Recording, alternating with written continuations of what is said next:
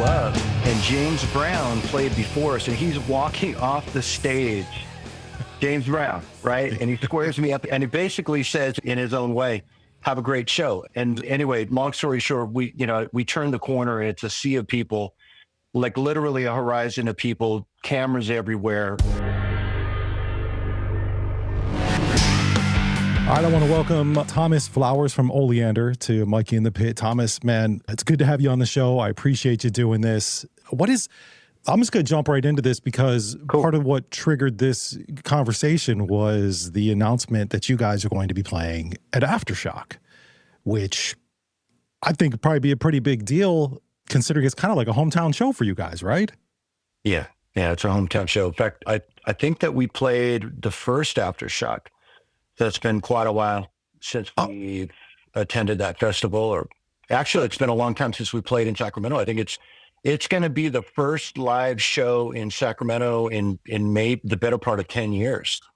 I didn't even know that you guys played the first Aftershock. I've lived in Sacramento on and off and missed the first, I think, 2 Aftershocks, but then started going in 2015. I've been there every single year since. So you played that first one? Well, hang on, Mike. You got to take into consideration that, I'm pretty sure it was either the first or the second one. It was definitely one of the early days.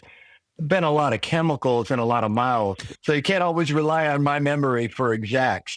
Yeah, no, that makes sense. How did you guys, what's your relationship like with the Danny Wimmer guys? How did this come about for this year? Well, word got out, management. So we decided that we were going to start getting together and recording new music. And in doing that, we got into the room together for the first time in years, and we had so much fun, obviously, playing again, that we decided, why not start playing live shows? And, when it makes sense for us. And management put the word out to Eric Rushing and a few other people. And we got the invitation to play Aftershock this year. We were honored, obviously, and we thought it would be a phenomenal first show back, for us in Sacramento, kind of a welcome home, old guys kind of thing. Yeah, I feel you. Well, you say old guys, but we could go back to the 90s with Oleander and you guys played Woodstock 99, didn't you? We did. With Mikey, the crazy thing about that is that was our first show out of Sacramento. So imagine, shit. We just got done selling out the Crest Theater 2 nights in a row, which is basically a 1,000-seat venue, right? Yeah. 2 nights in a row. And next thing I know, Universal is flying us to go play this festival. We show up and we have no idea what we're getting into. And I just remember they walked us up the stairwell to the stage and James Brown played before us and he's walking off the stage. James Brown, right? And he squares me up and he basically says in his own way, have a great show. And anyway, long story short, we turn the corner and it's a sea of people, like literally a horizon of people, cameras everywhere. And that was pretty much when I knew I wanted to do this all the time, every chance I get. Yeah, just to go from Sacramento Crest Theater to that, yeah. and then with that being what it was, Woodstock 99. There's a documentary about it. Like it's pretty wild. Yeah. Were you guys there the whole weekend? Yeah, we were there until right before everything went sideways, and we could see it coming. Yeah, it was pretty crazy, dude. And and for us it was bananas because we're just this little hometown band that got to be there, and it was incredible. It was everything the documentary portrayed, but from our perspective as artists, it just cemented for me why I wanted to do this in the first place, right? Because there's nothing in the world like that feeling of being on stage. The universe makes sense on that stage, but then when you see that many people digging what you're doing, I don't know, man. That's a high you cannot replicate. Yeah, I can't even imagine. I mean, just my even small little success that I've had in radio and podcasting, like just even when I get like 75 people at a show, I'm like, this is so great. I couldn't even imagine being in front of like 100,000 people. That's got to be crazy. And you guys, you talk about small band with hometown band, but you came up in the 90s with some of the biggest bands still into to this day. Like, were you hanging out with the guys from Papa Roach and Deftones and all those dudes in Cake? Because Sacramento has I can't think of the word that I want to say, but it's a very eclectic music scene, I guess. And in the 90s, it really spit out a whole lot of great artists. What most people don't realize is Sacramento, especially in the late 90s, we had our own little Seattle moment, right? Yeah. Because you had clubs like Cattle Club and Press Club and, some of the other ones. And every month there was a band coming through town that you're looking at the name like, who's Smashing Pumpkins? All right, let's go see them, right? Next thing you know, they're Smashing Pumpkins. Or I remember specifically seeing the name Pearl Jam on a flyer. I'm like, that's a cool name, And next thing you know, we're going and seeing. So there was a lot going on in Sacramento at the time. And it was an incredibly diverse, musically just vibrant town. It was just amazing, dude. You had everybody from Cake, which, by the way, I worked with John McCrae at a coffee shop. Abe Cunningham from the Deftones was my manager at a taco joint we were working at. Papa Roach. Yeah, bro. We were seeing every. Of course, we all came up together. It's just got to be a wild time to think about that in that moment. I mean, I'm a dude, I live in Sacramento. I'm from Cleveland, and I was listening to all these bands, and you guys were just starting out. But to me, it was like, these dudes are freaking rock gods, all of them. And I mean, Oleander, we guys are getting played on WMMS in Cleveland, like every other song, it felt like. And, Papa Roach and Deftones and and Cake, all these bands just coming up. So for me, from where I was, it was like Sacramento was the place to freaking be, dude. Well, it definitely was. I mean, it's funny because Sacramento has historically gotten like this negative rap, right? Like being a little cow town, whatever. Yeah. I remember, especially back in the 90s, it was just considered like a little podunk town, man. We had a lot going on, dude. And when you think about even before us, what I mean by us is the graduating class of 99-ish, right? We had Tesla Tesla had been around forever and they were killing it. That's a good point. You know what I mean? So, by the time the crop of bands that came out of the late 90s, hit the scene nationally, it was nice. It was nice to be able to say to people, no, we're from Sacramento with pride, right? Yeah. You know what I mean? That's cool. Yeah, for sure. Oh, yeah, I do. I for sure do. I can't say that from Cleveland. I'm from Cleveland. Oh, come on, man. Suck. No, I'm just kidding. I love Cleveland. Because rock and roll, Cleveland's pretty great. Cleveland's cool. Yeah, Cleveland is cool. You guys have played out there quite a bit too. Yeah. Take me back then to, let's go, back to the early 90s before Why I'm Here actually even blew up. Yeah. You're working at Old Sac, right? You're working at a place with your bassist. What was it? So you guys, what the hell was life like for that? You guys are putting together music, but working in this little place in Old Sac. I don't even think it's open anymore. No, it was called Fat City, man. That's right. Again, it was just a typical musician lifestyle, right? You're either working in a restaurant or a coffee shop back then, right? And so, I knew what I wanted to do. I just didn't have the dudes to do it with. And Doug was my bass player, our bass player, Doug, he was a bartender and I was a busboy. And our relationship started because I was like, I need free drinks. I'll bust your section. Let's connect. Right. And that worked out pretty well. And then we just started talking. He was in a band and I was wanting to put a band together. By that time I had started. So I taught myself how to play guitar. Then I taught myself how to play guitar and sing. And then I figured out how to write songs. And by the time I met Doug, I had a handful of ideas that when you're a songwriter, you think they're the coolest songs ever, right? So I pitched them to this dude and he liked them. And that was the beginning. We just systematically put something together and I don't know, but man, it's crazy to me that it worked. I mean, the funny thing is, the universe sometimes comes together and makes things happen.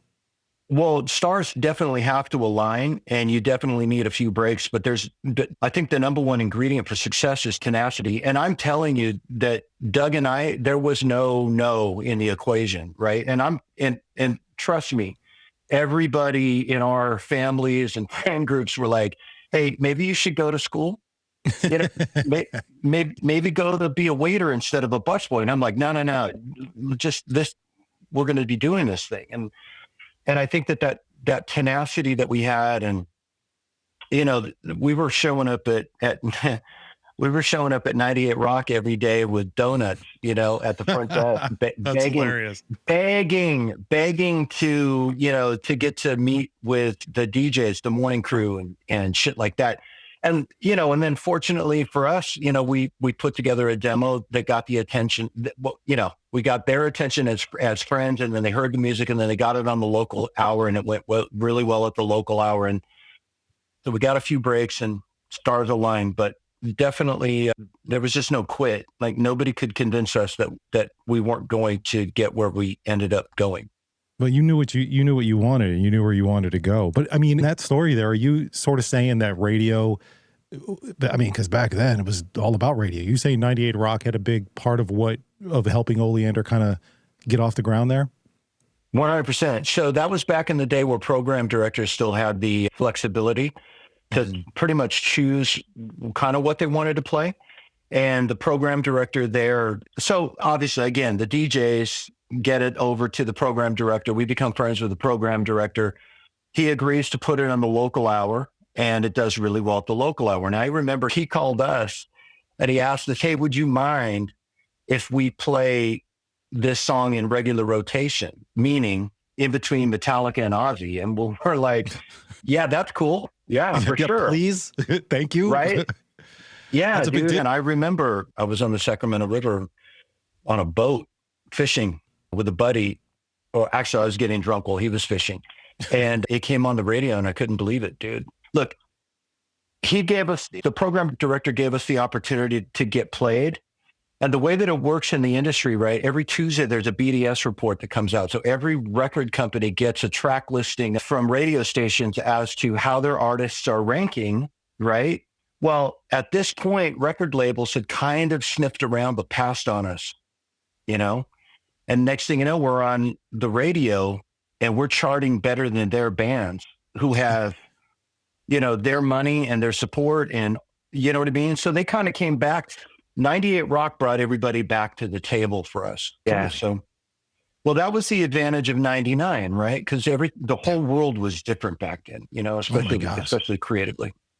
It's a whole different business now, because it's not just selling the music. Like you said, we're using the music as the tool to sell the merch, sell the tickets, get people in the thing. But that's crazy to think, got to be crazy to think about, because I know in your mind, you're a musician, you're a writer, you're a singer, you're a songwriter. Like, have you ever thought of yourself as an influencer? No. Just maybe a bad influencer, a negative influencer. Sure. I've been called out a few times in my life. No, man, but I could see where we have to start maybe thinking in terms like that, because I mean, the reality of the situation is believe it or not, I'm not the first guy that wants to jump in front of a camera and do anything, right? Let alone like paste my old ass mug all over social media and try to talk people into doing shit that, but I mean, that's the world we live in today. So that's what I'm going to have to do.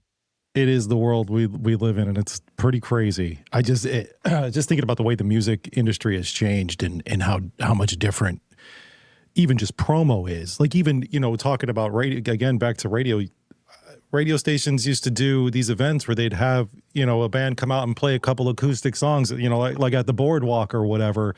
And is there, outside of radio, is that stuff that you guys are planning on doing yourselves to sort of promote any new music? You said you're working on new music. Are you guys going to do things like that, going out and doing these small little shows to kind of get maybe reacquainted with some old fans who missed you guys? Yeah, absolutely. I love that kind of stuff. I mean, that's my wheelhouse.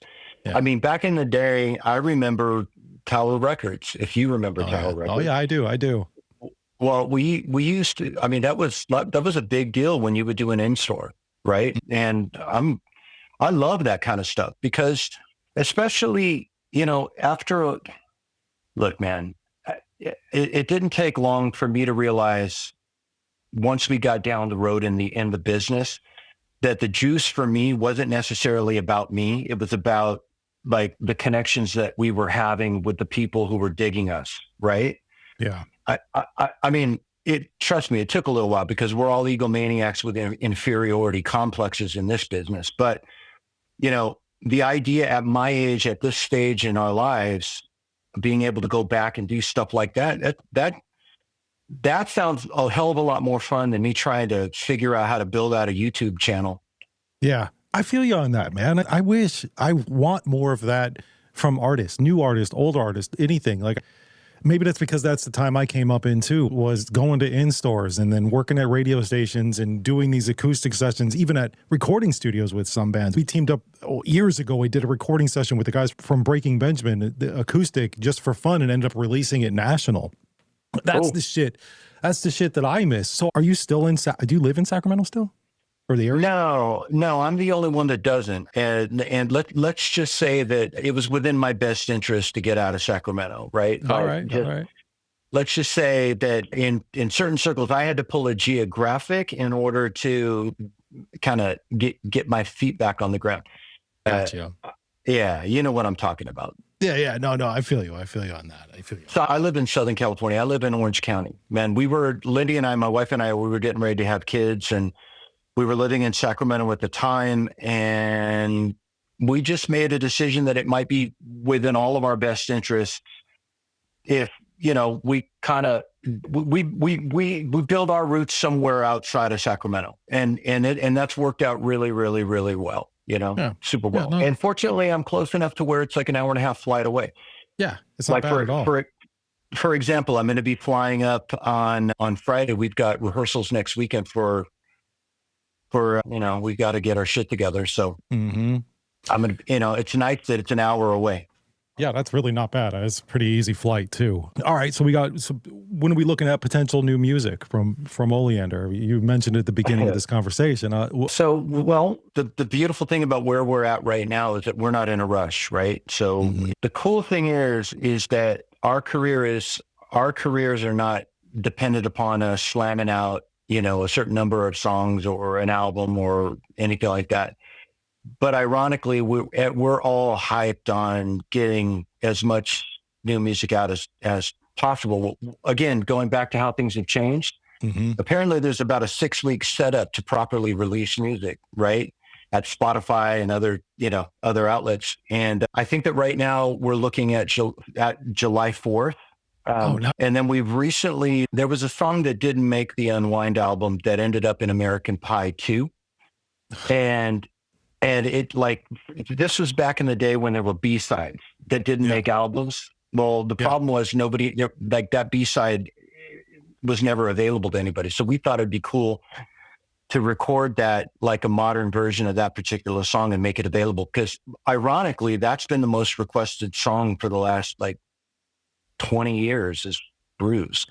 Really? So we're gonna put, yeah, dude, because you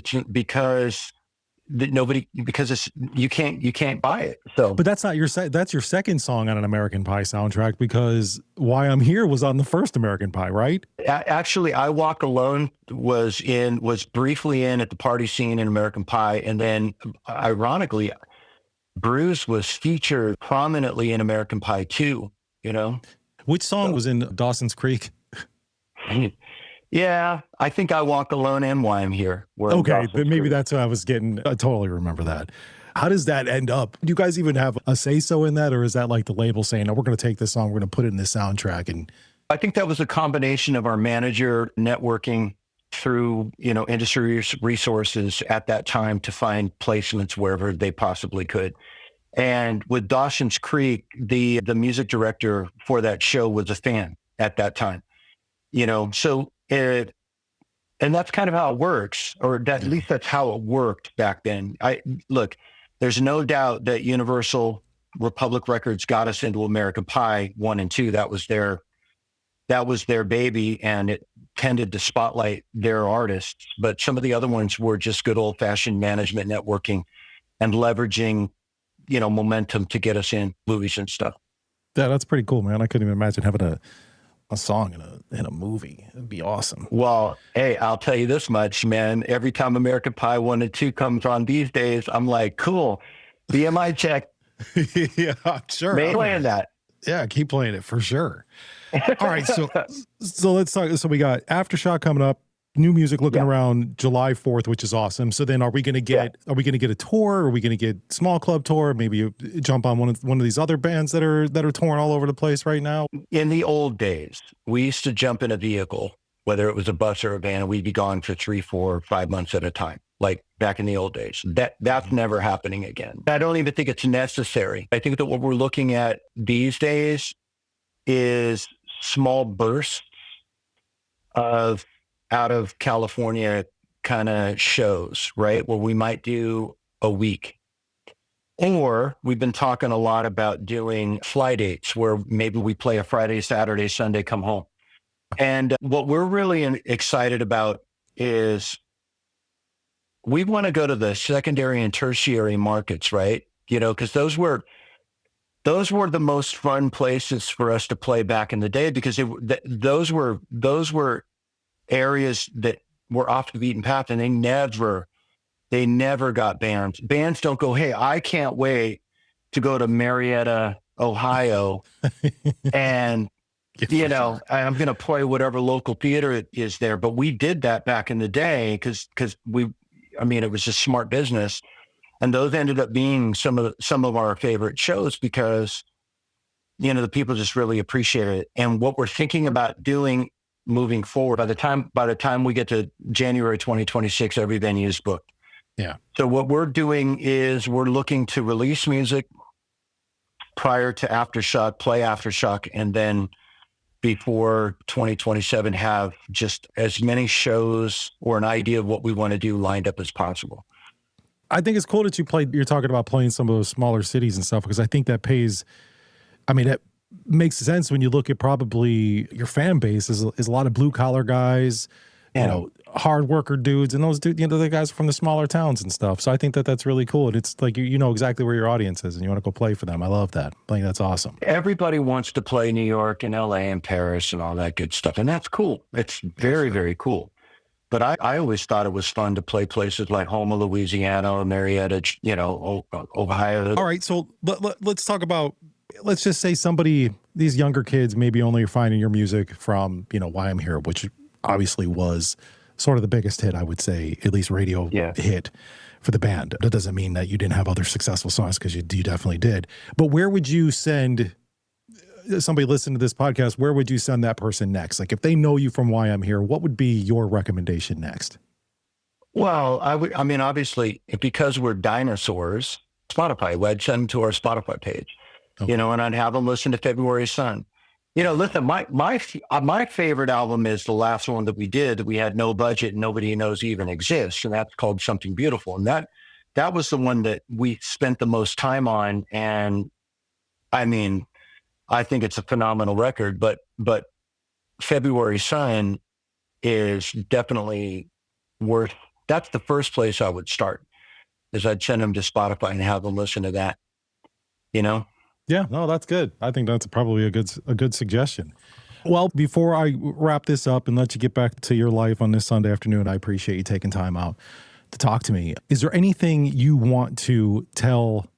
I know this is kind of probably a cheesy question, but I think it's good to ask some of the guys who've been in the industry for a while. What's some good advice you'd give some of these younger dudes coming up that are just like, it's a new industry, it's a little different, but you still know the game. So what would you tell some of these guys trying to just make it? Certain aspects haven't changed, right? It doesn't matter if you're a musician, a dancer, an actor, whatever. You have to believe in yourself and what you're doing enough to stick with it long enough for something to break, right? And in our case, we didn't know what we were doing. We just knew that we loved what we were doing. We genuinely loved what we were doing. And if we loved it, we knew somebody else was going to love it as well, right? And then it was a little bit easier for us back then because, I mean, common sense would be, well, we have music, radio would be the place to play. I just think that in this day and age, it's completely different. What I'm acutely becoming aware of, getting back to the content creation thing, you need to be very, very good at that. And we're becoming very, very good at that. But my advice is just find something that you love doing, keep doing it, and keep networking out until you can find people that believe in it as much as you do. Well, quick story, right? Yeah, so, yeah, of course. Sacramento band, we've never been out of Sacramento, but know that we have to. The industry is in LA at the time, or that's the closest, section of the industry. So there was this venue called Coconut Teasers in Hollywood, right? On the Sunset Strip. And they had Taco Tuesday night where they showcased local bands, or they showcased unsigned bands, right? And this was a night where industry reps would come out for the tacos and they'd check out bands.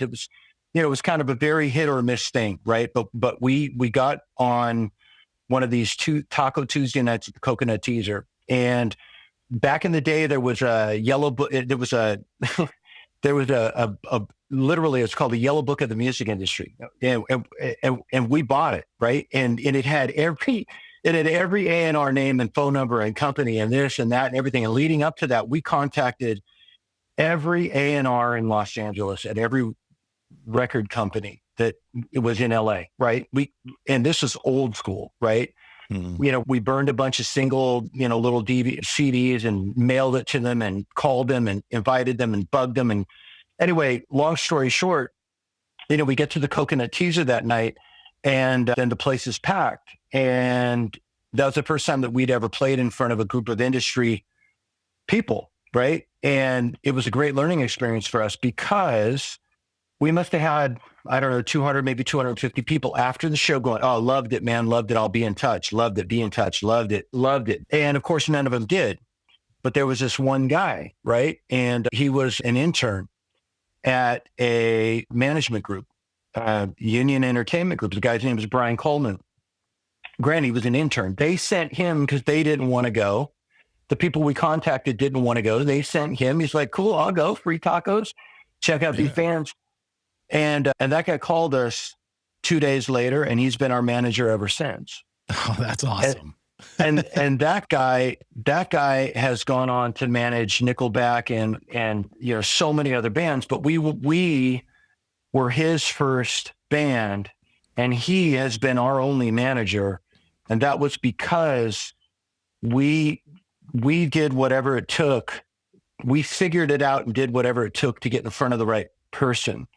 And then that person has done whatever it's taken over the last 30 years to get us in front of other people. And I just think that there's a good lesson in that, right? Yeah. There is. I think that the message there is first of all, hard work pays off. Love what you do, and hard work pays off, man. That's a great story, though. That's cool that guy's still with you. That's really awesome.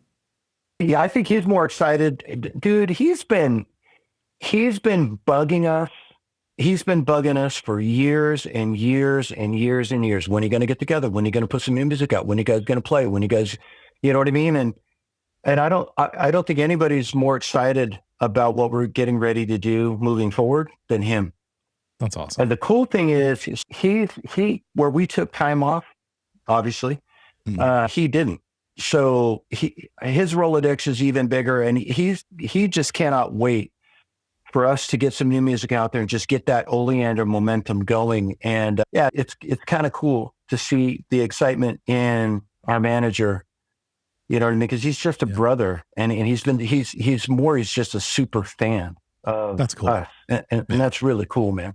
Yeah, it is. Well, I got to tell you, I think a lot of people are going to be excited to find out we get some new music. Because, I mean, coming from a guy, like I said, fan, from back in the day, and I'm looking forward to it. And because I think a lot of the music that comes out now isn't that great. And so when I hear a band that I used to love or still love is coming out with new stuff, it gets me pretty excited. And I'm really excited to see you guys at Aftershock. And hopefully we can catch up there too. I'll be there. I'll be hanging out. We can do a little follow-up.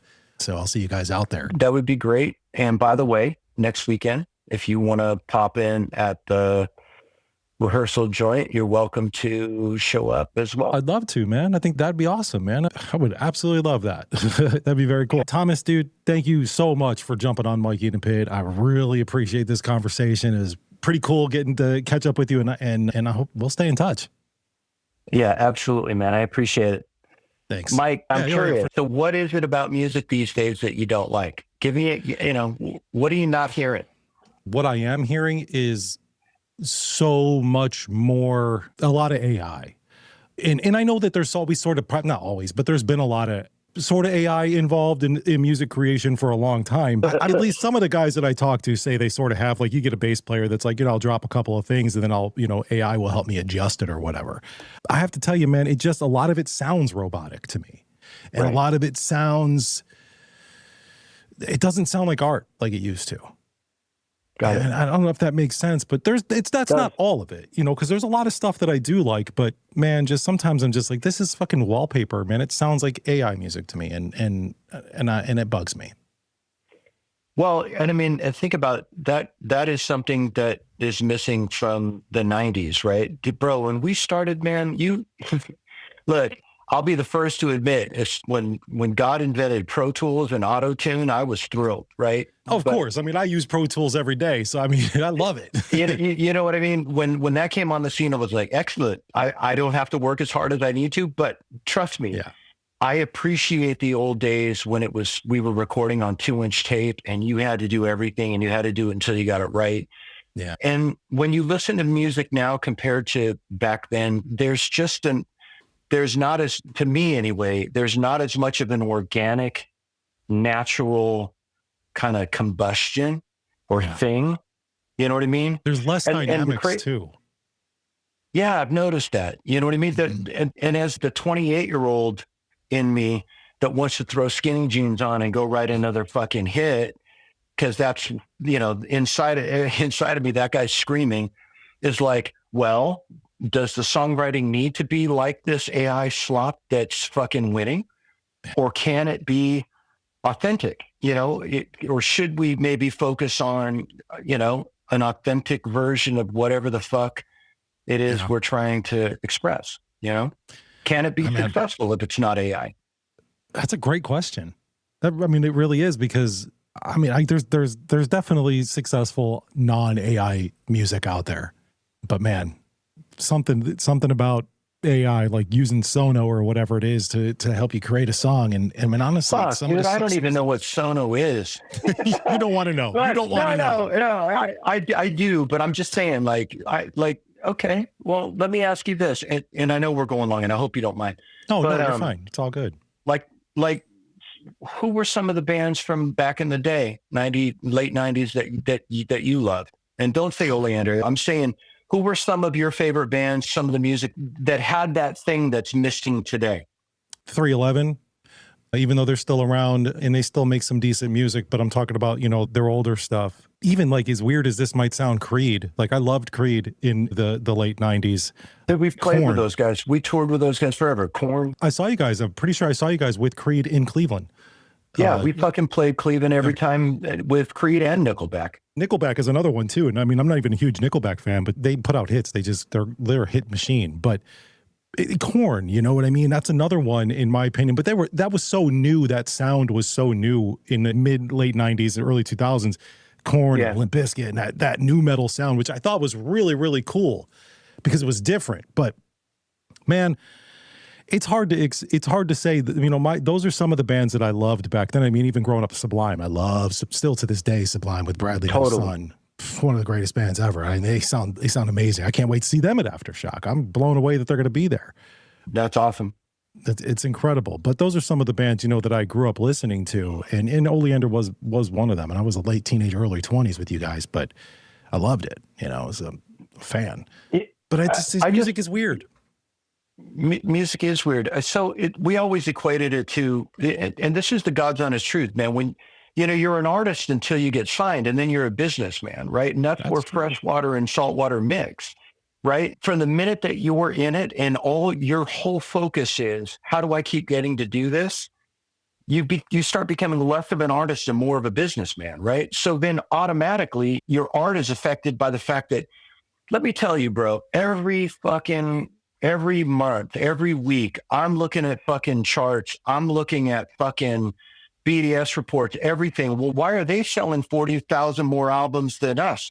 And so then it starts fucking with the way that you approach music. And admittedly, when dude, fuck, man, it affected the way that we stopped doing things because we loved it, and we started doing things with the intention of like, well, we've got to fucking figure out a way to sell more of this, or you know what I mean? Yeah. That's when you start chasing trends, and that's when shit goes sideways. And the beautiful thing about where we're at right now, although I will say that 28-year-old inside of me again is like, fuck, man, instead of just writing great music, that guy wants to fucking fuck them. I want to write a hit song and I want to fuck you. I'm doing it again. That kind of a thing. Right. Yeah. And I think that's treacherous, because if I start thinking about it in those terms, I'm automatically back in with that freshwater and saltwater mix, Amex card and art card. Right.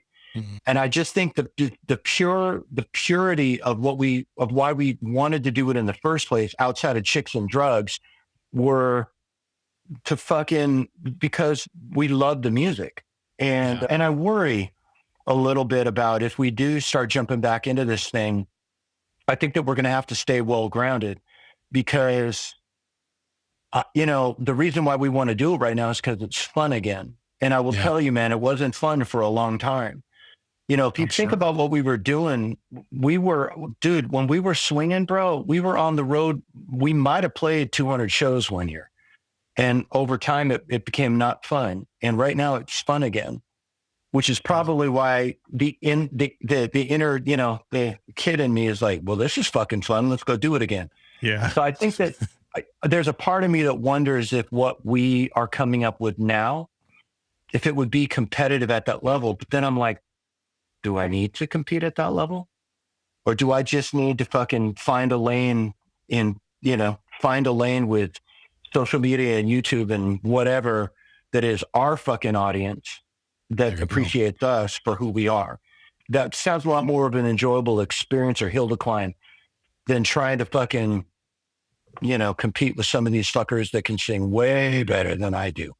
Well, a lot of that's a lot of pressure too, because then you're like, I got to sit here and compete with whoever these fuckers are, these young kids or whatever, and they're cranking out, they're playing the game. I'm with you on what you just said. I would prefer to find my lane and my people and be with them, create my community and have them support me, and I make them the music that they want and that I love to make, that they love. That's where the passion is, though. That's where the real art is, because then when you start to go to that other side is when it starts to lose its art, and it starts to lose, and not just audio dynamics, but it starts to lose dynamic, and I hate that about the industry right now. There's a little bit of anxiety about playing Aftershock this year, man, admittedly, and I'll tell you why. Right? Because that is not it's not necessarily a nostalgia venue, right? Like some of these other festivals where it's all fucking bands from the 90s, right? Yeah. That is a young man's fucking festival, dude. You know what I'm saying? It kind of is. They want to fucking hear the heaviest, the fastest, the gnarliest, the freshest, the youngest. Your shit better be on point. Otherwise, we're going to be standing there. Obviously, I'm like, okay, well, I have no idea we're going to go up there and do what we do.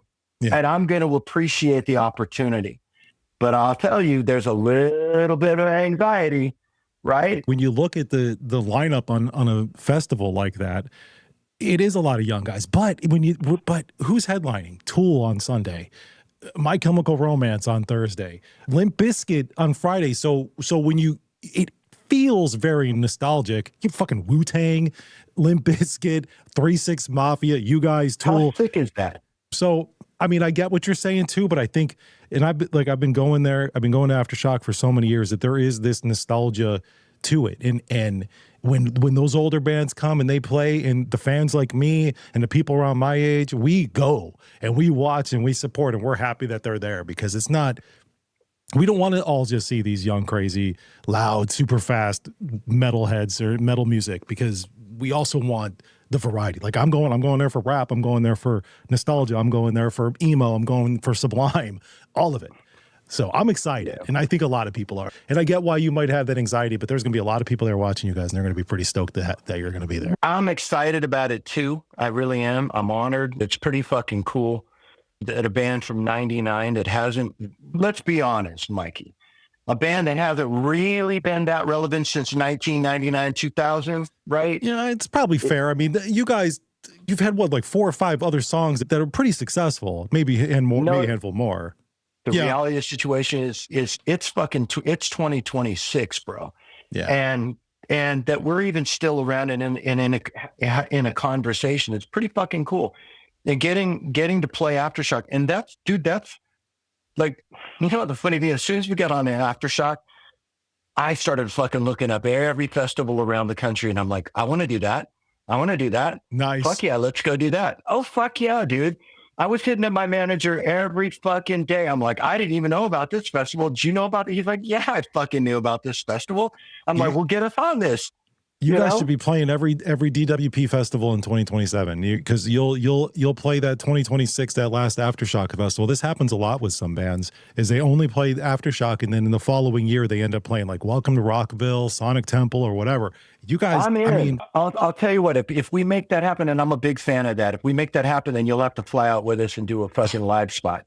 I would love that. That would be awesome. I would be there for sure. Hey, it's been a minute since we've been in Cleveland, so you might have to take us out and remind us of some of those spots, dude. I'll show you guys around. Hey, did you ever get to Toledo? No, I never went up to Toledo too often. I was Cleveland, a little bit of Columbus, but I was at all the venues in Cleveland. There were a lot of places in Ohio that we played, and Cleveland was always on the list. Yeah. And so, all right, that's our deal. That's our deal. If we get to play that festival, you're going with us. All right, that's how I'm gonna drop. I know a couple people at DWP. I'm gonna start dropping your name down. Good, please do, because we'll play anywhere, anytime. Hey, listen, man. So I was serious about next weekend. If you wanna swing through, man, I'd love to. Please do. Be in touch. And otherwise, if I don't see you this weekend, hopefully we're in touch before Aftershock. And anything that you want or need at Aftershock, you've got all access. Oh, dude, that's so awesome. Thank you so much. I will definitely be in touch this week and we'll set up this weekend. Can you make me look younger on this interview, though? I'll do my best. Okay. All right, buddy. Hey, man, take care of it. Yeah, have a good one, man. You too, man. Thanks.